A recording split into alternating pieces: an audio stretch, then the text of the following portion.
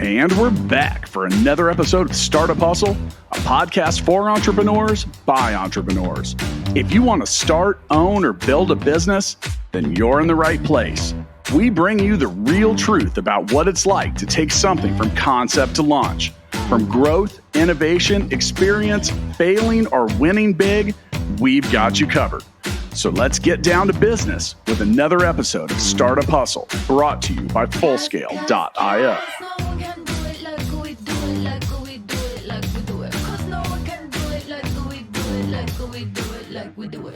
And we are back.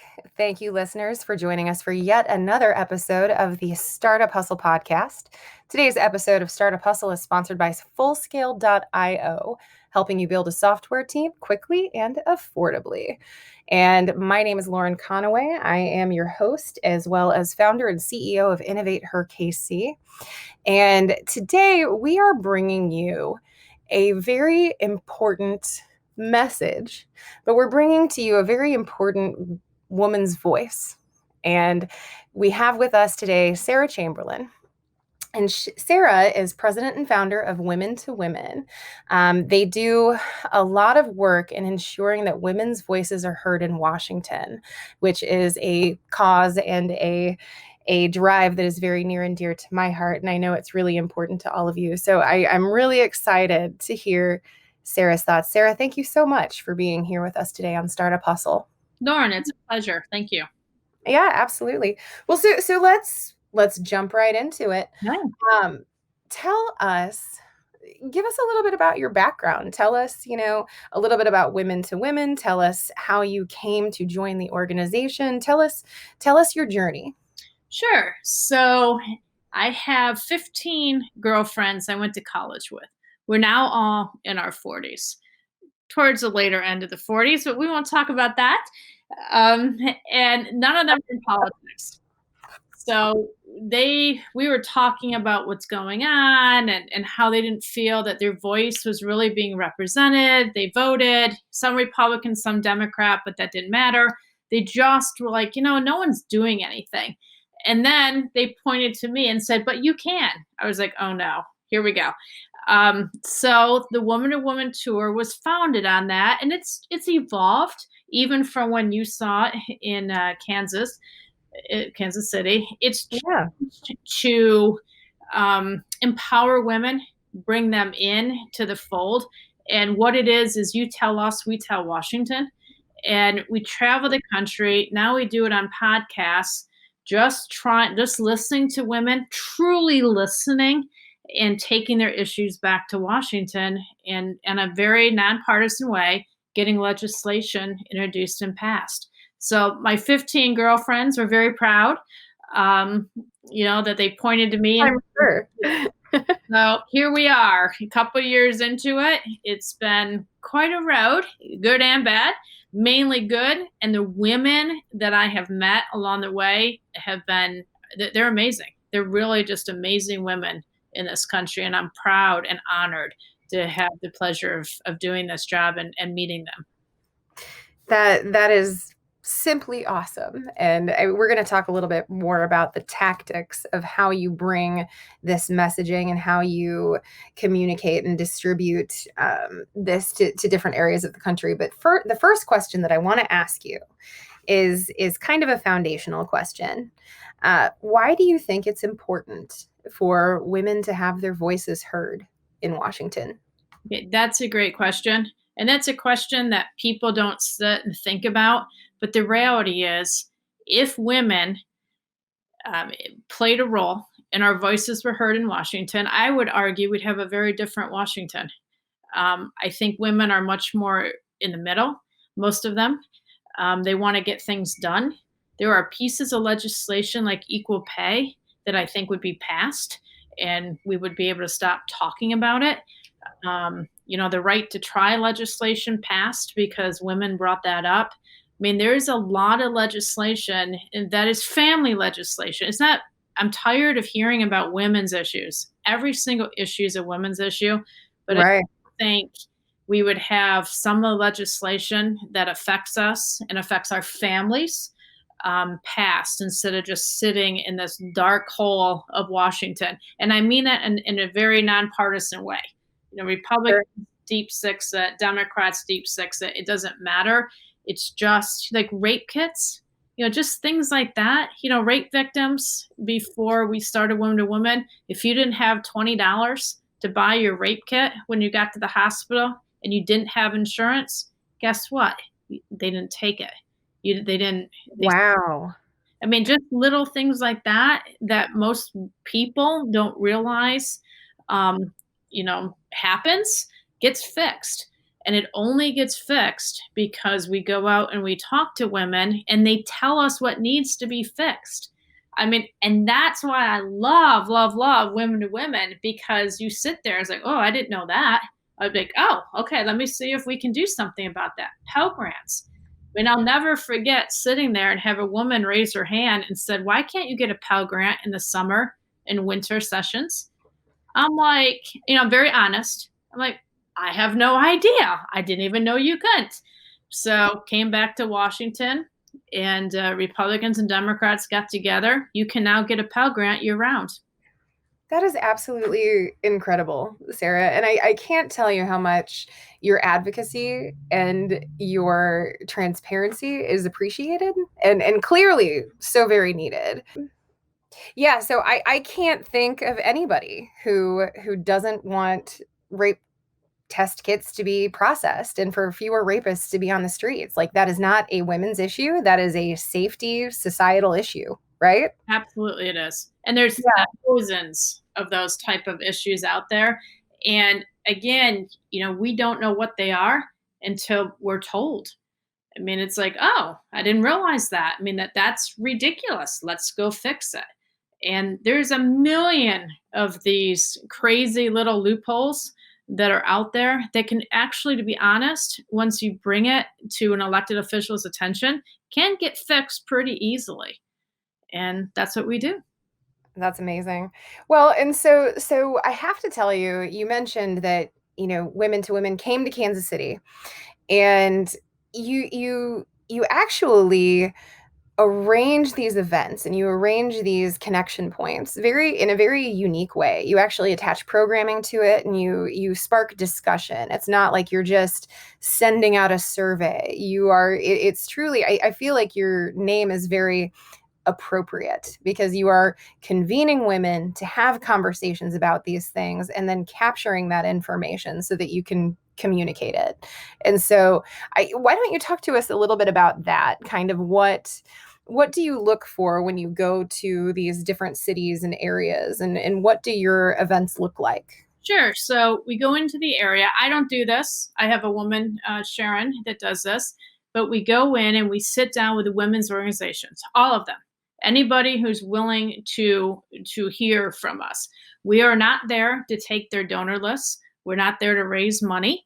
We're not there to do anything except pull women together. So we work with the women's organizations, from the chamber to, whatever. I mean, thousands of them that are out there. And we try to pull them together and have them help us with a turnout model to get the women to come and share their ideas. This is sharing. This is not me lecturing, as you said so eloquently. This is me talking with them, sharing ideas, getting their feedback, getting their input. And I also have amazing women that I get to interview.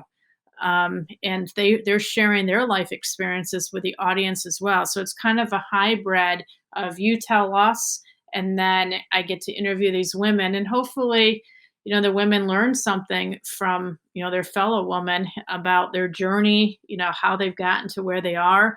And it's just an evening. I love it. I'm passionate about it. The only complaint we hear at the end is, wow, Sally and Susie and, Lisa would have loved this if we had understood what it was. So we, on our side, are trying to be a little bit better explaining what the Women to Women Conversations Tour is. Yeah, I can see that, because there's a lot to it. There's a lot of meat. These are not, I wouldn't say that they're like, or at least the Kansas City experience that we had, like, these are not fluffy events, not really social in nature. Definitely there's a lot of opportunity to network, but really there's an opportunity to be inspired. There's opportunity to learn. Like, you get to hear these incredible women's stories. And that was so great. But then there's a lot of empowerment in what you're bringing, because you're bringing Washington to areas and places and shining a light in corners that wouldn't necessarily have their voices heard otherwise. And so that's a very empowering feeling. Like, I feel like as an attendee, even, I had a direct conduit. I had the ear of the lawmakers and politicians who represent me, and I was able to tell them how I feel. And that's a very powerful feeling. And they listen. They are happy. Clearly. They want to know, like, okay, what did you learn? I'm like, well, I learned, A, B, C, and D when we're out there. And they are so quick to want to absorb the information, because in their districts, they don't get this type of information. Usually, it's a fundraiser, or, it's a small round table discussion, or they're out shaking hands. They do not get the opportunity to sit as we did for an hour to get the women's input, and then to tell the women what legislation has passed. I've oftentimes, there's women that take their cameras out and take pictures of the legislation. And I had one very moving experience. I was in California, and we talked about a piece of legislation called the right to try. I lost my husband to pancreatic cancer a couple years ago. He worked in the White House, nonpartisan, but he did intel for the country, and he got sick, and he got the right to try, which gave him an extra few months. And it's the only months that my daughter remembers him. So it doesn't seem like a lot of time, but for her, it was a lifetime. And I was telling the story and the right to try legislation, and a woman after the event came up to me and said, my husband's terminal, and we're going to call the doctor tomorrow and see if we can get the right to try. And they did. And she has since lost him, but he got an extra few months. So those are the things. That's why I do this tour, to help people, learn about things that are out there that they can be taken advantage of. Well, that is an I'm actually dumbfounded and speechless at that story. First of all, thank you for sharing and being so vulnerable. But I'm so sorry to hear about your loss. I find it not at all surprising that you have been able to turn very tragic circumstances into a very powerful, positive thing for so many people. So thank you for that. Yeah, thank you. I appreciate Yeah. Well, so I am curious, and I know that you're going to see a lot of. Well, you might actually, correct me if I'm wrong, but you probably see some variation in the themes and what you hear as you are traveling the country, or I'm sure that at this point you might be virtual. Thank you, COVID-19. But what do you hear as ears on the ground when you're talking to women in different areas of the country? So, as you just articulated, I thought it was going to be that way as well, but it's not. Surprising. So Really? where you go in the country, women have the same issues. Now, not always in the same order. So I do want to emphasize that, but it's the same issue. Usually the number one issue is healthcare. As women, we tend to be the healthcare advocates in our families. We tend to be maybe making the appointments for our kids and our spouses. And the healthcare typically falls on the woman in the house. So they have tons of questions about healthcare. Pre-existing conditions, mental health. At the time, which because of COVID-19, it's not talked about as much, but opioid crisis. So that is always the number one issue. And that doesn't matter where you are. And then the number 2 and 3 issues kind of change a little bit. And again, this is all pre-COVID. I can tell you about the issues after COVID. But the next one is equal pay. Equal pay is a huge issue. And I always articulate this to the elected officials. This is not a woman's issue. This is a family issue. if the females in the family are making more money, then the entire family's lifestyle is elevated. And we have to stop talking about it as a man. You have to stop talking about it as a woman's issue. You need to talk about it, change the rhetoric. And I can't believe we're even still fighting for equal pay, but that's a whole other story.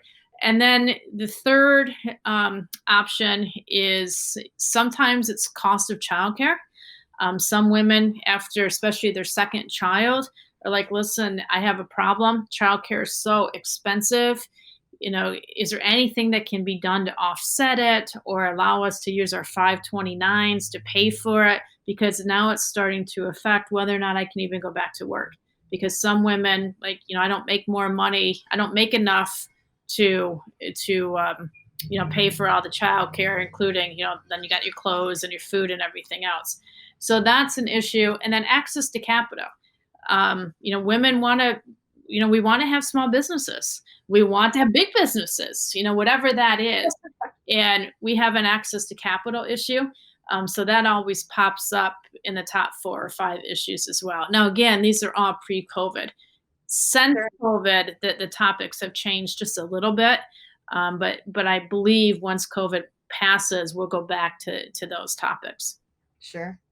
Well, and so I remember, and I cannot remember the specific statistics. I'm really terrible about that. But the general gist was that when you see more women in leadership, and you're not talking about that kind of token number, when you're looking at governments and organizations and where elected officials have achieved almost gender parity, you see a lot more investment in healthcare and education. So it's really interesting that you see this borne out amongst women in leadership, and as well as the voters, and as well as the women who are not necessarily elected or appointed to these specific positions, but they're just out there trying to live their lives. They have the same kinds of priorities. I find that interesting and gratifying. More unites us than divides us, right? Absolutely. And that's one of my themes of Women to Women. Absolutely. Yeah. And we have to stop allowing us to be divided and focus on the issues that unite us, and let's get them passed through Washington. Yeah, absolutely. So tell us a little bit about your thoughts. I know that one of the things that you are very passionate about is women empowerment. And I want to know, what does that mean? What does that mean for you? What does that look like in actuation? It's actually a couple things. The first thing it means is making sure we have our voices heard, making sure that, we're voting in primaries and generals, engaged in the process, and making sure that, we're not, put on the back bench. So that's one thing. And then the other thing for the women who want to, excel at the businesses, make sure, they have a base to be able to do that. I mean, one statistic in this country that scares me is there are more CEOs by the name of John than there are total female CEOs. So it's so scary. Oh, it's very scary. And of course, I have a brother whose name is John, and of course he is a CEO. So I'm like, oh, okay. So wait, he's helping to skew the demographic a little bit. I'm like, oh my God. Are you just kind of like, this is your fault? And I tell him that too. He's like, well, I'm going to hire. I'm like, oh, great. But it's a couple things, because not every woman wants to be a CEO. So, sure. But their voices should be heard, on both the local and, state and federal level. We can no longer stay quiet, and we should stay quiet. This is the 100th anniversary of the women's right to vote. We've come a long way, but we have further to go. And that's why I think it's so important to engage with the women and, talk with them about the issues and actually spend some time, hearing what their top priorities are and trying to do something about it. Yeah. Well, I always love, I love talking to all of the women that we have on this podcast, but I always love talking to women who have a heart for serving women, because every single time I hear, you're talking, and the whole time I'm just like pumping my fist, like, yes, absolutely. It's really funny. I know you can't see this, but I just have this big old grin on my face because I I hate the fact that there is a need for this messaging, but I love the fact that there are women like you who are out there representing. But we're also doing this, in my opinion, I'm doing this for my daughter. Yeah. I mean, to make sure that some of the issues that are affecting us don't affect her. And, Yeah. I think that's important as well to it's our job. I think it's our job. I don't want to offend anyone out there who doesn't think it is. But for me, it's like, I want to make a step forward so my daughter has an easier time. Our mothers did that for us, and hopefully we can do it for our daughters as well. Equal pay is one that, it really, I don't understand it. And, Yeah. I don't think our daughters, no matter how old they are, should have to face that. I mean, why do we make, on average 81 cents for doing the exact same job that a man does? Right. And I mean, there are so many arguments out there where people are just like, well, it's because women, they tend to leave the work for, and it's like, no, even when you control for all of those factors, there is Yeah. still wage inequity. Yeah. And so we need to talk about that, and we need to make that part of the narrative because, of course, your pay is going to be affected if you leave the workforce for 10 years to raise your kids. Like, of course. But that being said, that still doesn't answer to the problem. Right. Right. It does not. Yeah. So I think it's really important to be clear on that. So I'm really, really interested to hear this answer. And this is a little bit more of a personal question. Okay. But what does the future look like for your daughter? Like when you are out there advocating and fighting and you are, just exhausted, what is the vision that you see that keeps you going? Okay, that is a great question. Thanks. And I've thought about this. So I want her to grow up and be able to do anything she wants, anything, and be respected for for what she chooses to do, and not have to worry about being judged. I mean, there's a lot of problems in this country as far as girls, teenage girls. The 80% of the eating disorders in this country are girls. Yeah. So I'm trying, my hope is to make it a little bit easier for her, that women stand up for women, and that she has many more doors open to her. She has legislation that actually addresses her concerns and her needs, and we maybe the country becomes a little bit kinder, especially in this time. I mean, there's a lot of crisis going on, and if we can just start to fix what we can, maybe others can fix what they can, and maybe the country will come back together, and it'll be a happier place. Life is tough, so if we can knock down as many barriers as we can for our daughters, I think that's a step forward. I absolutely agree. So the next question that I have, and it's kind of related, but one of the things that I like to talk about, because doing the work that I do, and I imagine you doing the work that you do, you might experience this as well. Sometimes the pushback that I get, which we get pushback, Mhm.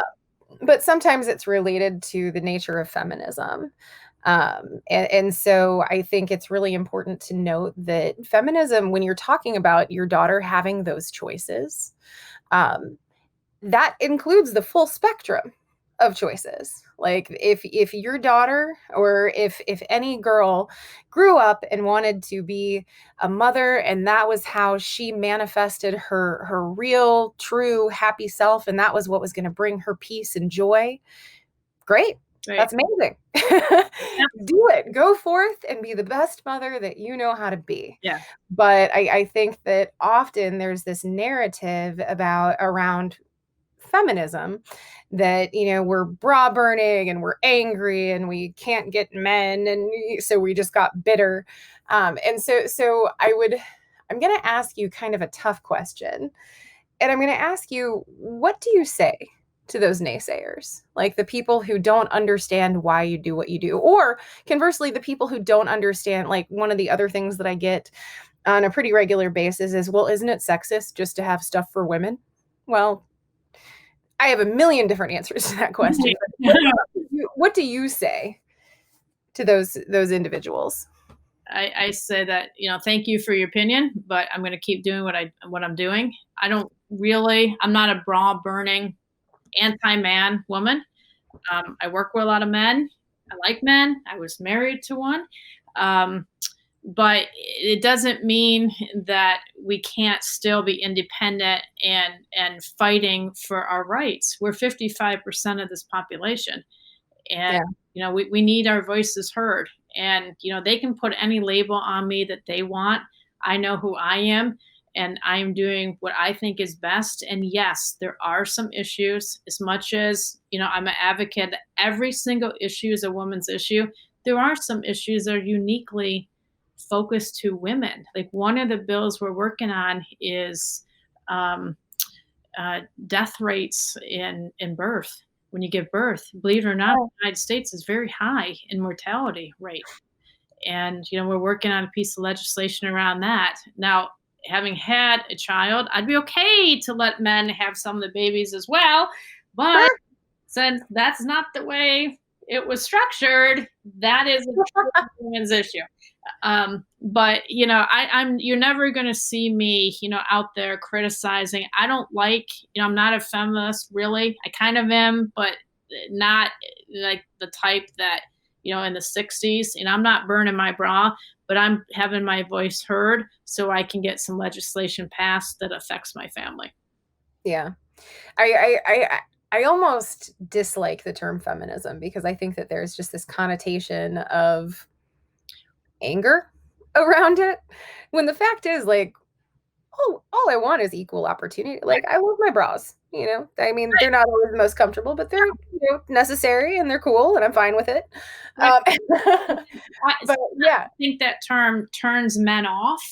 Yeah. Because they don't really understand what it means. And, does that mean you don't like men? Where, to achieve our goals here, and I have been criticized for saying this, but we also need the men to come in and understand that these are our goals. I mean, because Washington is still predominantly run by men. Yeah, there are a lot more women. So I understand that, but there's still a lot of men there. And we need to explain to them, what we want as women. And I think that's important. And they're very open to hearing and listening, as I said earlier. Yeah. Well, and that's so one of the foundational tenets of, or one of our core values of InnovateHerKC is we uplift women without pushing other population groups down. I mean, the fact is, men have comprised some of my greatest mentors, some of my greatest allies. Me too.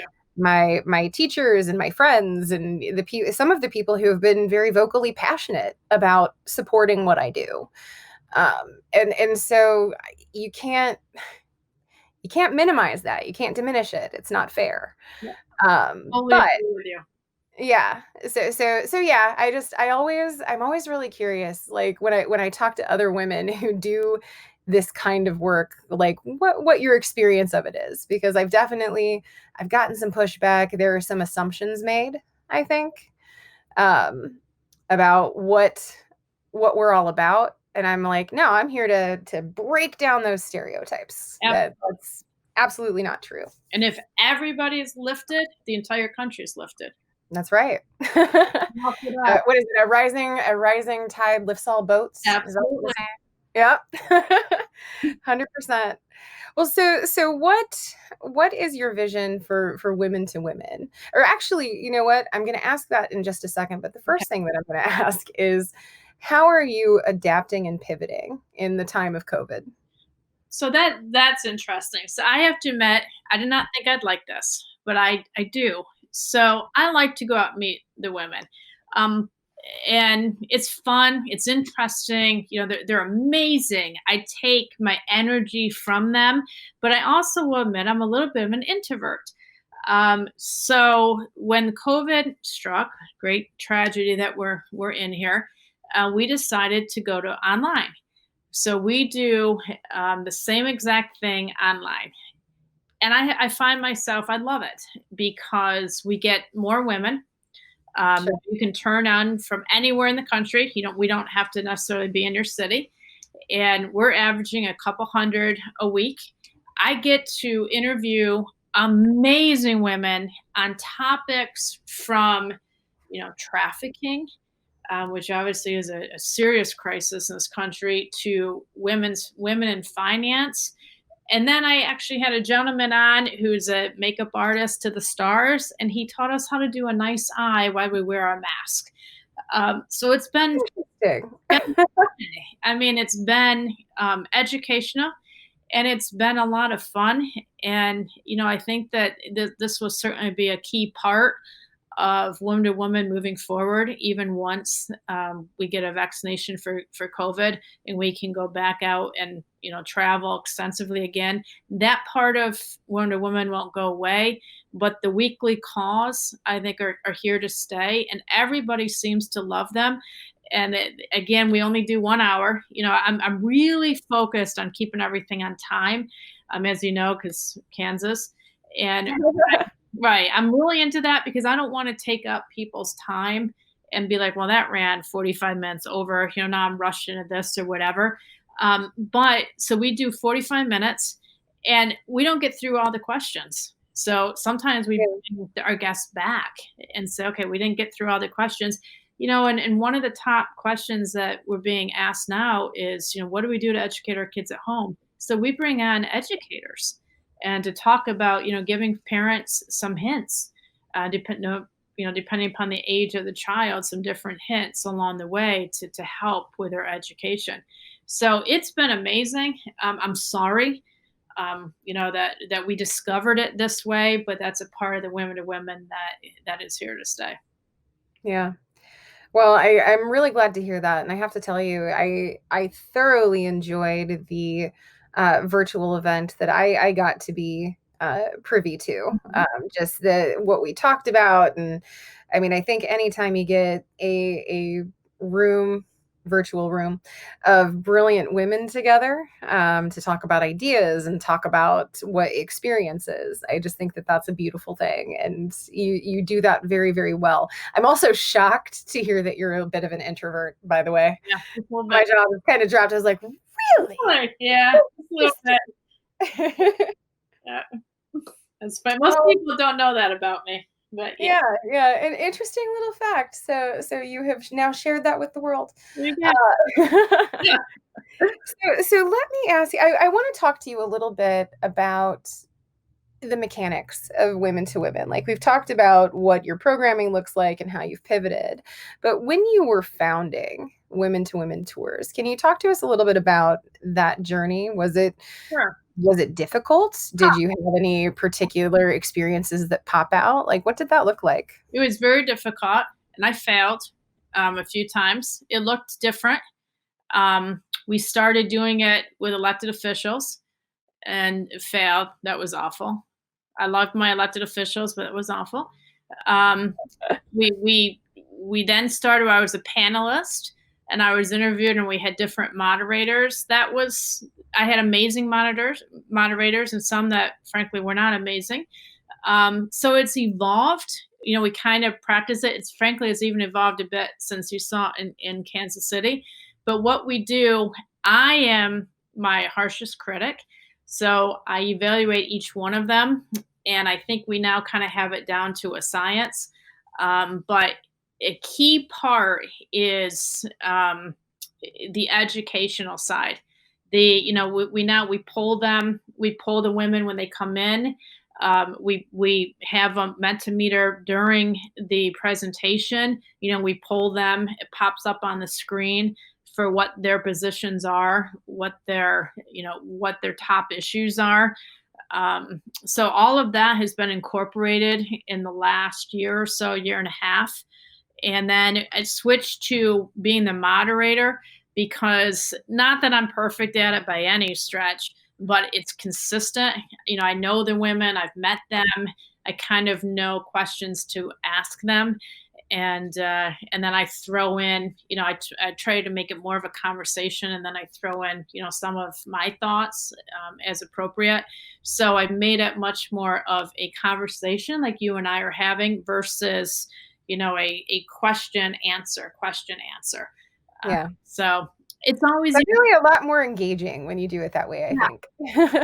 and we started, sometimes we've had groups of a few hundred women. To be honest, that's nice that they turn out, but it's not the same. I want it to feel like a living room. I want it, my perfect is a right around 100 women, so you can feel like they're part of it. They can feel like they're part of it. They have the opportunity to meet everyone who has been giving the presentation. We never sit, or hardly ever, depending on the room. We try not to sit on stages and be removed from the women. We all have the same issues. So Women to Women's evolved. It will continue to evolve, I'm sure. But the system that we're at right now, our method is working pretty well in getting us the detail that we need. The polling is the most important. And I want to emphasize this is a C3 and a C4. So we do not poll around political issues. We poll, political, the Trump, Biden, none of that. What we poll on are strictly issues that are important. Like, what are your issues? If Washington could fix anything for you, what would it be? Those type of things. Yeah. What actually impacts you in your everyday life? I love that. And I as I said earlier, like, I just remember taking that survey and really feeling like, every time I go to the voter booth, I feel the same way, but just feeling like this is my opportunity to say how I feel, say what I think, and have someone who can enact change listen. Right. And that, I mean, like I said, like, it's a very empowering feeling. And I love that you're able to offer that to women across the country, all kinds of women, all kinds of backgrounds. So, I mean, I do just think that's really incredible. So I'm going to ask you, and I told myself I was going to ask you this, and you can decline to answer it if you want to. But here it comes. Okay. So, do you have any favorite interviews? You don't have to like single out any one person, but just women that you loved having the opportunity to talk to. I've had a couple. Can I do two? Can I do a couple? Oh yeah. I mean, you could do more than that if you want to. I just have a very curious nature about badass women. I won't talk about her name, but I had a woman who, during the opioid crisis, now we still have an opioid crisis, so I don't want to say during, when the opioid crisis was much more front and center, and it will go back after COVID, but she ran a pharmaceutical company. And they have a drug that is a painkiller, but it's not addictive. So she was fascinating. So here she is, this well put together, well educated woman. And I asked the panel, and she went first. I say, what would you go back and tell your 20-year-old self? And you see this woman and you think, I wonder what her answer is going to be. It's something about maybe I would have taken a different college course or whatever. And she sat there and she said, I tell myself not to marry bums because I've married two and I didn't get it right the third time. And the entire audience, after you're done being slightly stunned, you start to laugh because that made her real.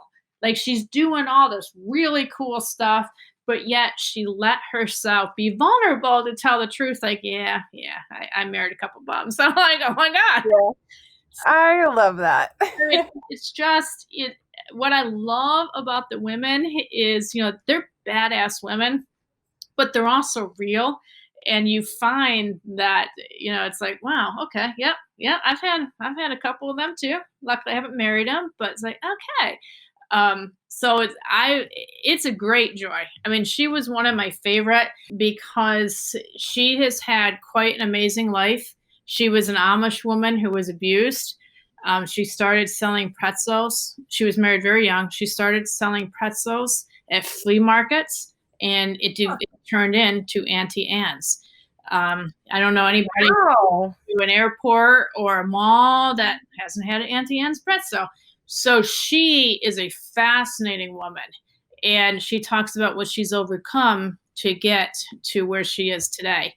And they have since sold the Auntie Anne pretzel chain, but she built it. She and her husband built it, and she is probably in her 60s now. She's still married the man. She's still married to the man she married as a teenager.